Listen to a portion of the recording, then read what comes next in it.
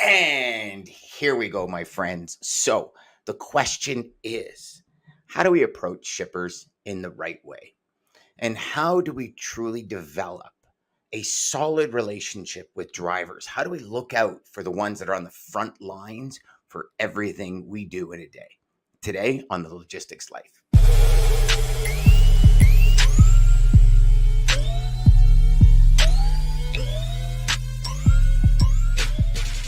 Welcome back, my friends. And today I've got a good friend with me, y'all. We got Nurf here. Nurf, thanks so much for being here, brother. I was just reflecting on how far back we go. And, it brings a smile to my face because when you talk about dedication, I know I met you on when Nick and I were doing the NRDD show, and we had you scheduled to come on, and I want you to share with the audience how dedicated you were to come on, because I think this is one of the best stories on the planet. So I'll let you take it away as to how we met, and then we'll dive into kind of how we approach shippers in the right way. And I know you got a very specific philosophy on a caring dispatch as opposed to anything else. So I'll let you take it away, brother. I'm so happy you're here. Yes, it's very nice to see you again, and it was a pleasure meeting you in person as well a few months back as well. Yeah, Truck World. Truck show. Yes, sir. Truck World, yeah. So up in Mississauga, so that was great. But yeah, you and I had our, we had our first kind of video podcast together where I was expecting the birth of our second boy, and as soon as he was delivered, we kind of did some logistics around in the hospital room where I was in the corner with a little setup with a laptop and a little earpiece too. I didn't even have a full headset or anything back then, and just we kind of try to just do some noise cancellation for the new baby, so that way if the baby's crying or something that you guys couldn't hear it in your end. So yeah, it was at the hospital during or just after the delivery of my second baby boy. Like, so. y'all want to talk about dedication and wanting to share a message, like that probably to me is the highest dedication on the planet there, brother. I mean, I don't know if it went over well with your wife, but very high on my. Oh, it was on my good. Yeah, she was very supportive. Oh, She's a happy-go-lucky type of person, so it's very difficult to upset her in those manners. Like if I got to go do something, she's not going to be like, oh, da, da, da, da," like none of that. It's pretty. I'm pretty blessed that way. good for So you. Good for you. That's, well, you know what? Behind every great man is a great woman, respect. right? Respect. That's what was said about good old Henry Ford with his wife. Yeah. And if you look at a lot of the creators of massive movements, there was always somebody strong standing beside them, man or woman, 100%. doesn't matter. So let's get Hard into to it. do anything alone. Yeah, I mean, that's the whole thing, and I know you're a business owner, and I know you're into corporate sales training now. But I mean, I remember when you had a couple of trucks. And it's an interesting story because I remember you and I talking about it. I'd love to get into it when we get into the second part, because I know you just what you did for your team and for your drivers and for everything speaks volumes about who you are as an individual, and we'll get into that. But I wanted to talk to you about, approaching shippers in the right way, shifting the mindset from what was to what is. And I also want to pick your brain about what you feel is coming down the pipe. And obviously, none of us have a crystal ball, but I want to just get your sense of the industry, your sense of some of the challenges, some of the opportunities you see.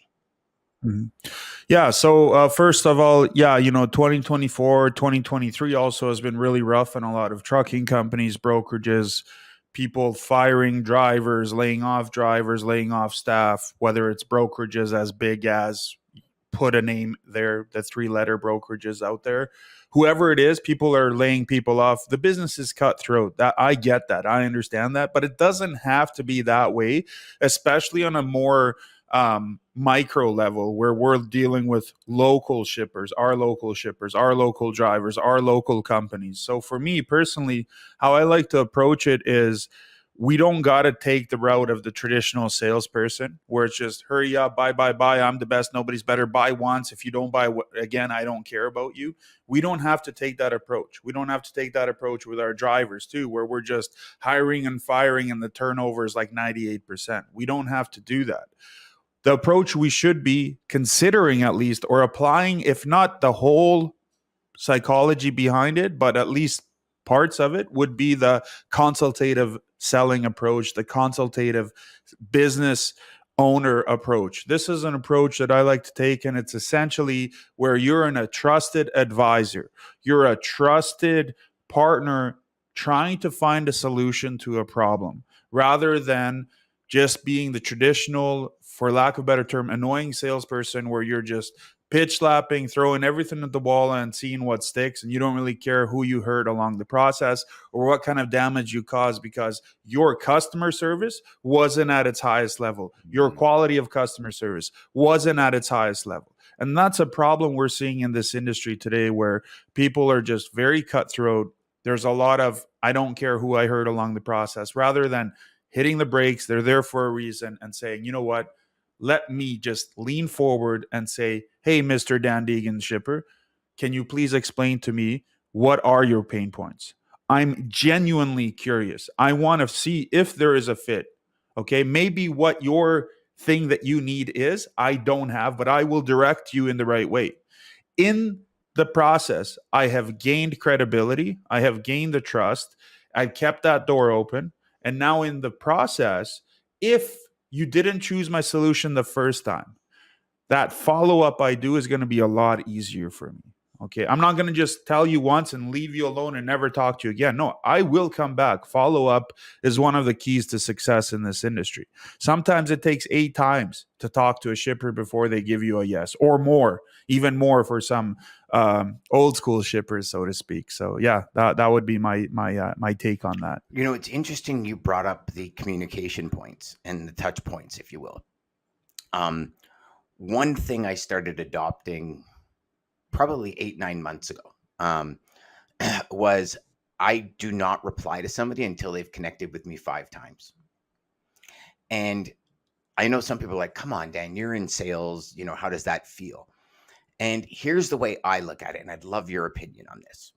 So they say statistically, 80% of salespeople don't follow up more than 3 times. 98% don't follow up more than 4. When you hit 5 to 7 times, that's like 2% of the sales force follows up more than 8 times.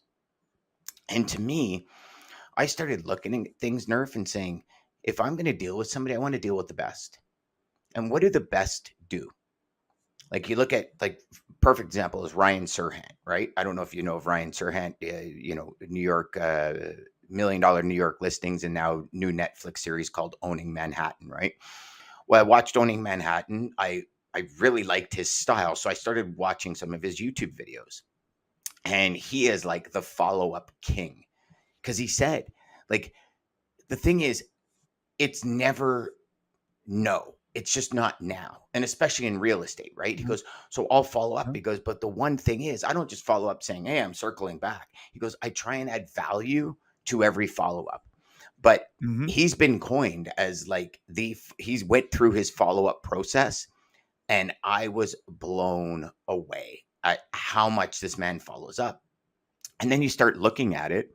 I mean, how many times have you experienced or heard somebody say, well, you know, I chased this prospect for a year and they became one of my best clients. So you think about it. If you follow up with somebody once a week for a year, that's 52 times that you're connecting with that person, thinking of how can I add value to their day? I mean, and I'm talking something as simple as, you know, you talked about a lane from here to here. Hey, FYI, I know you said you weren't ready, but we noticed some freight shifts. Here's some market analysis for you to read quickly, like something where it's value as opposed to just, hey, I'm circling back. Hey, I'm circling back. And I can tell you, and I know this is a long question, probably going to have a couple of answers for it, brother, but I can tell you that's probably one of the hardest pieces of my day is thinking of value to follow up with.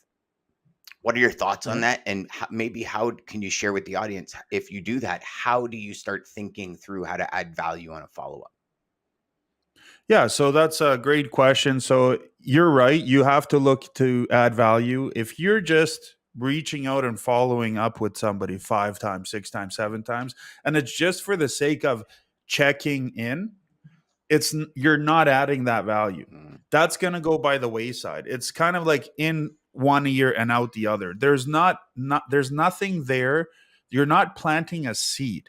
Always look to plant a seed. The whole thing that you talked about when it comes to bamboos, right? For the first so long, nothing happens, but then all of a sudden you get just a plethora of things happening in a short moment of time. And it's the same thing when it comes to shippers. Maybe for the first 5, 6, 16 times you follow up, there may not be much back from them. But if every time you reach out to them, you allow that thing that you provided with them, whether it is a link to an article, whether it's your take on something they're talking about, whether it's a picture of something, whether it's whatever, it could be a pain point that you've picked up on. And now, like, for example, let's say a shipper talks about on-time performance on LinkedIn and you see it. That's your golden nugget.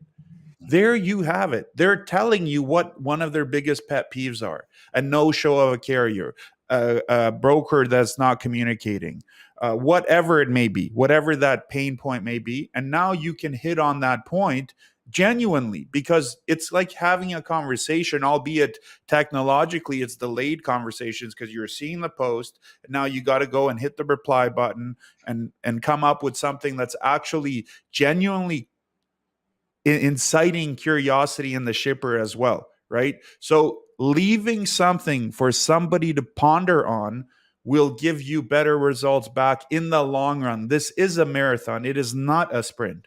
It is not a sprint. You have to play the long game here. That's just how it is. So I like your approach also when it comes to the follow-up stuff, where you kind of hit the brakes and say, you know what, I'm going to wait for those 5, 6 times before I engage with this individual. A lot of shippers will do this too, where they kind of hold off. So you don't know where that line is. Maybe it's on the 16th attempt, or the attempt where they give you the, flip you a bird, right? Which we know, technologically speaking, from that perspective. So I like your approach. I think it is the right way to go. And I do think that adding value and so it's about the simmer, it's about the ponder, it's about planting a seed. So try to approach it that way. If you're just saying, hey, I'm checking in, what's up? That's not going to go anywhere. That's almost like when a carrier reaches out to me and the only thing in the email is, you have load, with a no question mark, by the way, no signature, just at gmail.com. That's not adding any value to me. Instead of saying, hey, we have trucks daily in Montreal. We currently have 3 trucks available. They're empty in Montreal. They're ready to go. If you do have anything going towards Toronto, we'd love to help you. If not, keep us in mind for the future. That's different than just saying, you have load? Well, load where? Where's your truck? What's going on? Like, I think about that too when I get that list of available trucks or whatever, right? But if you don't give me some context or something to ponder on, probably just in one out ear and out the other. Yeah, and then there's also, I'm a big I don't know. I don't even know what it would be. I scream from the rooftops all the time about, reverse engineered logistics. And part of that is, I truly believe the most successful logistics brokers, freight brokers, whatever you want to call us, salespeople, if we just work with 5 to 10 of our best carriers, and in essence become the sales force for those carriers, I truly believe it's next level productivity. And what I mean by that, Nurf, is it goes directly back to what you were just saying. You get an email like that and says, hey, listen, I'm in Montreal Monday, Wednesday, Friday. I typically have 3 trucks there. I've been delivering to this location for 9 years. My average unload time is 45 minutes. I have standing 9 a.m. appointments. I noticed you're 23 miles from this facility. I could get there undone by 9:30, do my post-check inspection, 15 minutes, 10 o'clock, I hit the road latest. I could be there by 11:15. Not only could I be there by 11:15, I service Montreal, Toronto, or I service Toronto, New York, Iowa. Here's my line haul rates for each. And I truly believe You are now cutting through all of the noise. You are being very specific. And if that prospect has freight going to those areas, I'm not saying you're going to instantly get business, because I don't believe that happens anymore unless you are like hundreds of dollars cheaper than anyone else. And that's just a race to the bottom. But I do believe you look at the 2 emails, even the 3. So the one that you said where it said, hey, good morning, I have these 3 trucks. And you look at that other email where, hey, you have load. And then you look at the 3rd email that says, hey, this is everything. Like, lay it out. And obviously be as to the point as you can, because you don't want to send somebody a book. But to me, I look at it and I'm like, the 3rd one all day long are the people I'm going to probably communicate with or remember, right? Yeah. It's kind of like I often say, if you're looking to sell your home, right? And somebody comes to you and says, sure, I'll sell your home. And, no problem, tell me what you're looking for. Well, I'm looking for a colonial, 3-story home. Okay. And then there's another person that says, okay, well, I've got like 20 questions to ask you. And the reason I want to ask you is because I have no desire to waste any of your time going to visit a house that you have no desire to see. And, here's a book I wrote all about why these questions are important. Now, which real estate agent would you go with? You'd go with number 2, Well, because you're thinking, yeah. okay, if I use 10 minutes of my time to fill this report out, and I use maybe 2 hours of my time to read their book, how many people have wasted days looking at homes where in the pictures you're like, man, these are awesome. And you get there and it's like, this is crap, right? Like, and so that to me, I think is the next level. And I think it's next level. And I think this dives directly into your second philosophy, which is like, you got to honor our drivers. So it's understanding from prospects, what facilities do you have? How are you going to take care of my driver? And I'd be interested to hear from people out there that are watching and listening. Are you a logistics sales professional that even cares about that? And I mean, obviously there, I don't think we're going to get a single post that says, no, I don't care about that, because they'll get trashed online. But think about it for yourself. Like, how many of your prospects right now have you asked about driver services, facilities, like waiting time, like all of these questions that I truly believe are a key part of what we do. Like, I could tell you, Nurf, probably up until 20 years of my career, I never asked how long it took to load trucks, because I'm like, well, my conditions on my rate sheet say 2 hours free. Yes. And yes, will drivers get paid after 2 hours? Sometimes. But who wants to sit there for 9 hours? Nobody. And as much as it's, the mentality I had was always, well, but I'm paying them. I'm paying them. But because you've ran a trucking company, 65, 70 bucks an hour does not pay driver. You lost time at the end of the week, lost the value revenue. of time that goes past the dollar. It's not, it's you got to value the human being too at some point in time, right? I mean, 60 bucks, sure, that's great. But what if I just missed out on my reload that's going to pay me my $4,000 to get me back home? Exactly. And now I'm waiting because you're paying me 60, and I should be thankful that I'm just going to sit here and make 60 bucks. Whereas now, after I'm offloaded, I got to send that truck to a truck stop and not back home, because there's nothing left for them to pick up for the day from that specific relatively local area. Let's say radius of 200 miles as an example. You have to consider so many moving pieces, right? Hours of service and everything else, right? Where's the driver's duty time? Where's his work cycle clock? Where his driving time is? I can't just drive the guy 48 hours straight. I have to follow rules. There's actually rules in place. Well, right? and also, when's his reset? Is he, one of the biggest ones is your reset going to get you home? Or now are you going to be, because of this one delay at a shipper, are you going to be stuck at the end of the week in Timbuktu, not able to see your family, and legally have to shut down? Right? Like and you're 3 hours away. You're 3 hours away because that's where your clock gets you. You can't just put yourself on personal conveyance and drive 3 hours. I mean, sure you can, but if you get stopped by Ministry of Transportation or DOT, that's more money out of your pocket. That's a guaranteed some sort of fine or warning. Even if it's a warning suck too, because that's going to end up on your record too. And then that it's just a snowball effect then, Mm-hmm. because it affects everything else, insurance rates and everything, right? Gets affected by these small decisions, that it's a chain reaction that happens just because the shipper that you're picking up from or delivering to is not a shipper of choice, because they don't value whatever, broker's time, Yeah. carrier's time, Yeah. whatever that may be. Absolutely. I And mean, I saw that ad, everybody, that picture going around LinkedIn lately where it's like, sorry for the inconvenience, but we're at a 16-hour wait to get unloaded. Like, yeah, have you ever delivered to southern Detroit there? There's a one warehouse facility, the Meyer Distribution Center, for example. Like that place, no, you go deliver a load of chicken there, it's a 14-hour wait to get offloaded.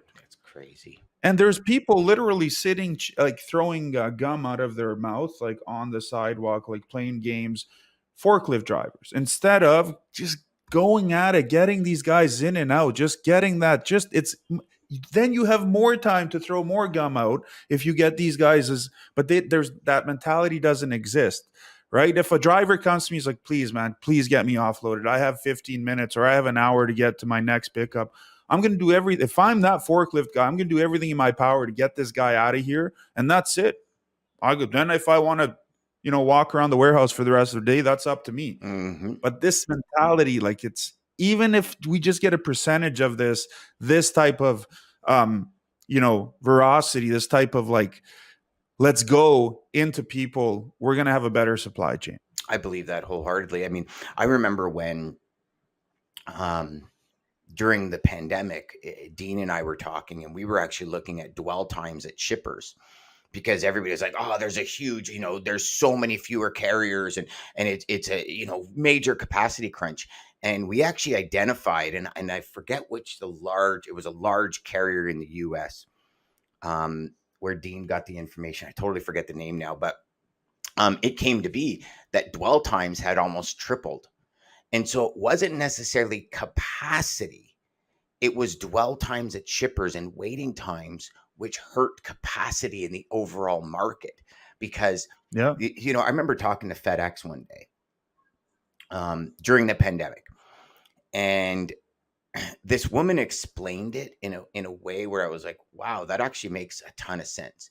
She said, because I was looking for a package, and I had ordered something, and you get guaranteed delivery on blah, blah, blah.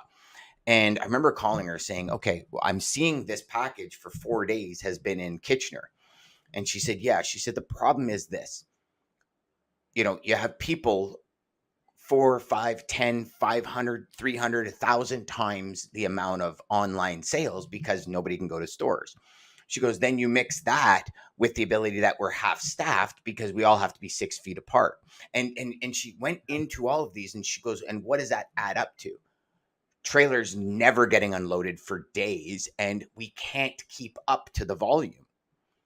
And I was like, wow, backlogs, that makes sense. But now we're back to full capacity. We're back to life as quote unquote normal. I mean, call a spade, right? You talk to somebody, and you're like, I have COVID. You're like, all right, well, this is just a common cold now. It's like everything else, right? Yeah.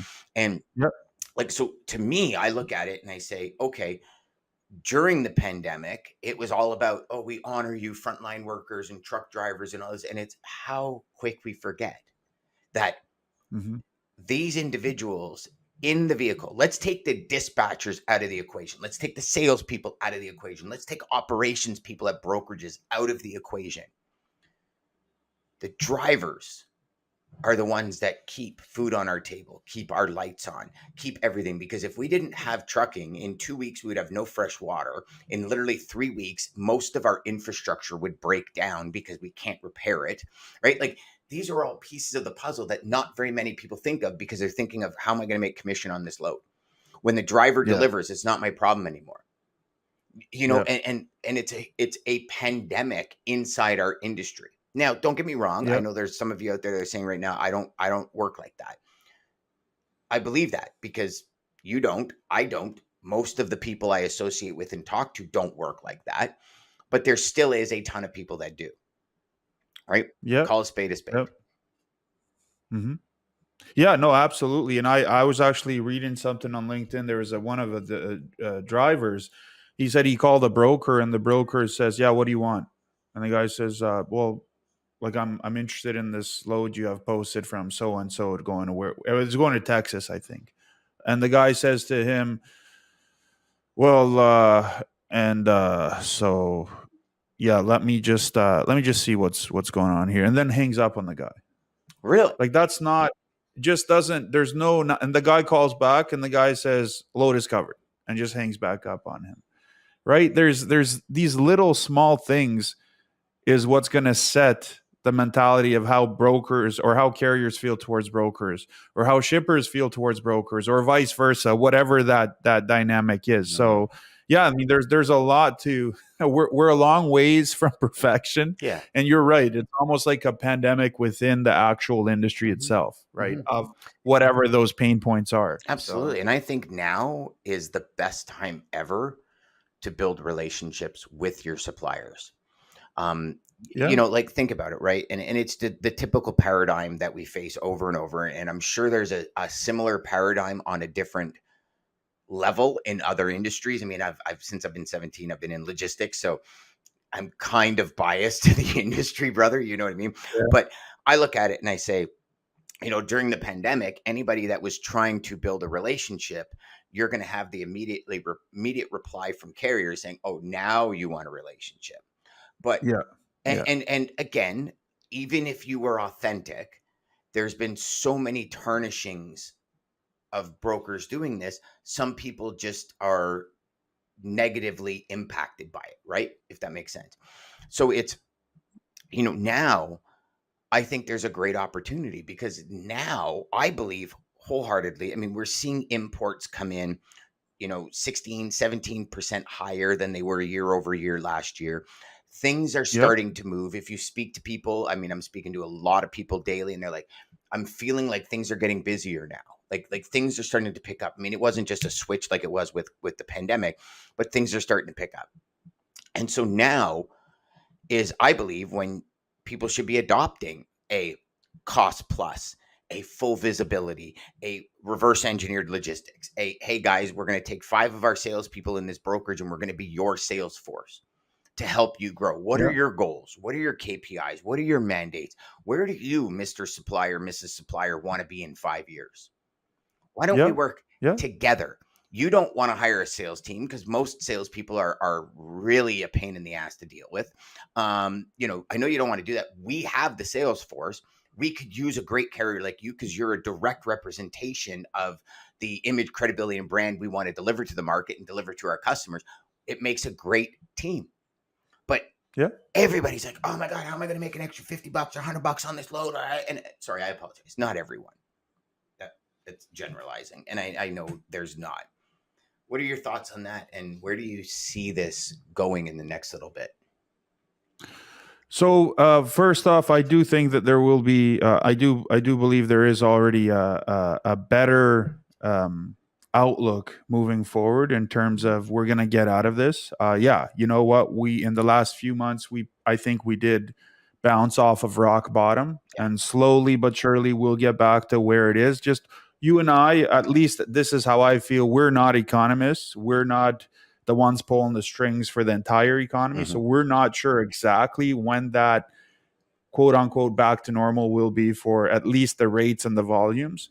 But we're slowly but surely getting there. But I do truly think that to your point of relationships, these rock bottom times and these low volume, low rate times is where you need to sit at that table with your customers and whether it's a virtual table or a real table, sit and talk and say, hey, you know what? How can we help?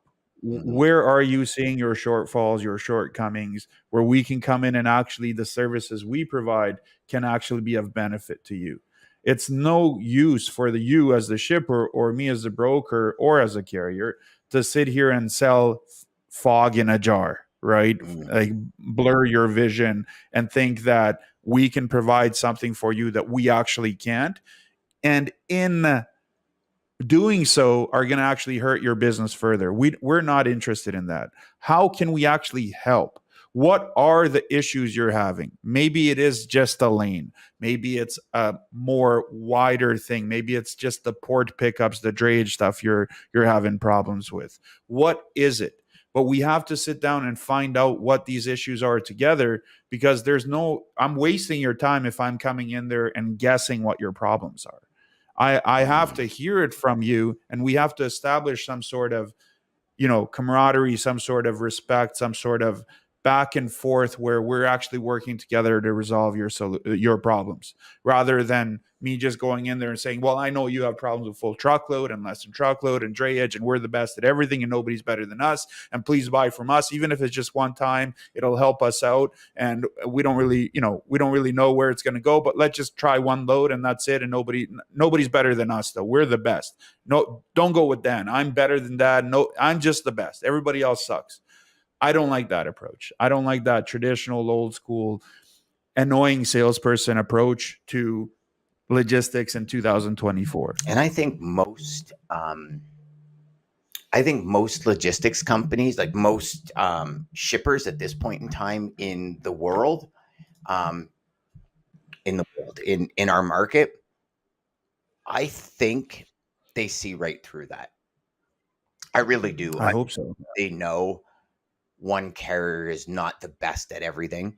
And I think actually, by using that approach, I think it actually tarnishes their belief in what you're actually able to do. I really do. I believe that wholeheartedly. I know we got to get moving, but before we do, Nurf, I want to make sure, because I know you're doing a lot of corporate training now. You're doing a lot of dispatch training, and I want to make sure we get a chance to share with the audience what you do and how they can get a hold of you, brother. Yeah, so you can get a hold of me through LinkedIn. Just search for Nurf Nadarevic. Nadarevic is the last name. So Nurf, Nurf. I'm the bald guy in the picture wearing a suit, so that's me.